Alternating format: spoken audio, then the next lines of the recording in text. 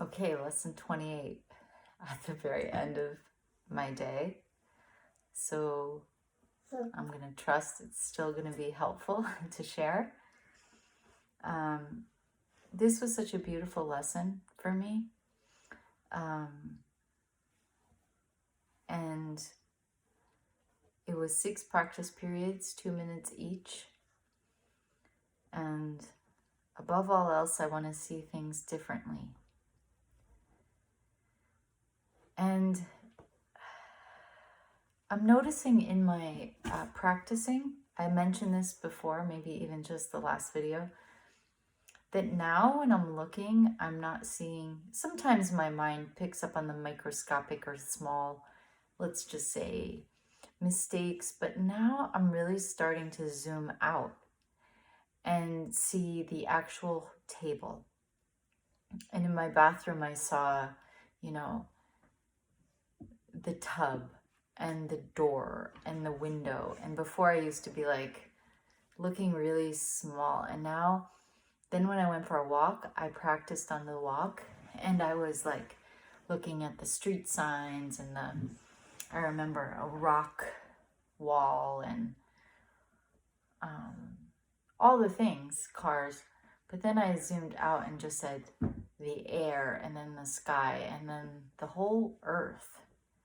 So this lesson gave that pause, and that for me, it was, I have a feeling the first time I did this, I just was doing it like, I said, above all else, I want to say this differently, above all else, like,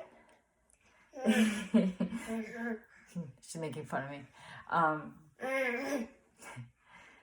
But this time, there's this reverence that I'm experiencing. And because there's a trust that this process is working and it's leading me somewhere.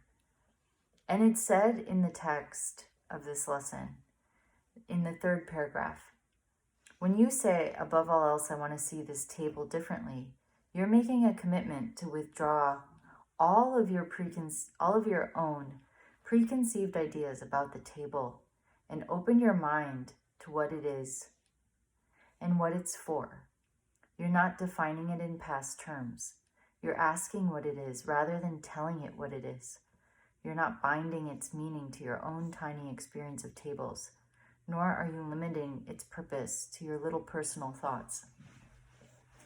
And I had moments where I went beyond the lesson where, Justine, sometimes when she wants my attention, if I'm not giving it to her or I'm not picking her up, she started to bite my leg. I might have told this already too. And it's like, even just above all else, I want to see this behavior differently. And that I would give space, that I wouldn't just say, no. Sometimes I do that. And actually I anticipate her biting me. Then sometimes I respond a bit like, no, you're not doing that. And I'm not saying that's wrong. Just that I would apply this to everything, because ultimately, again, like the early lesson, like I will let Holy Spirit or God or the invisible, I will let life tell me what this is. I will not tell life what everything is.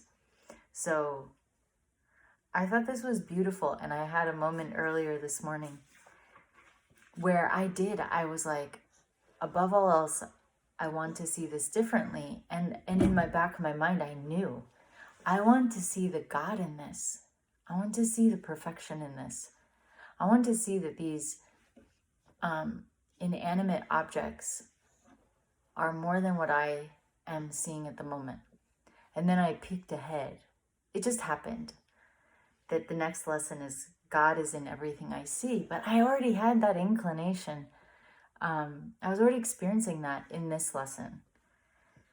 And so I can't tell you, but I just feel like these lessons, I've never done them like so consciously and faithfully.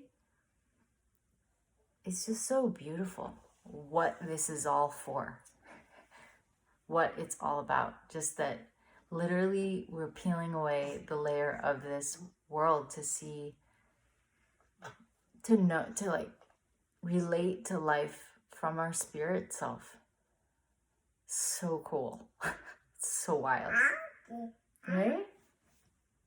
So good luck, lesson 28. Do you want to say hi? We are literally at the end of our day. We're pretty melted down, or we're pretty big hair. You say bye? Thank you. Yep, she knows she can push the red button. Rock it out.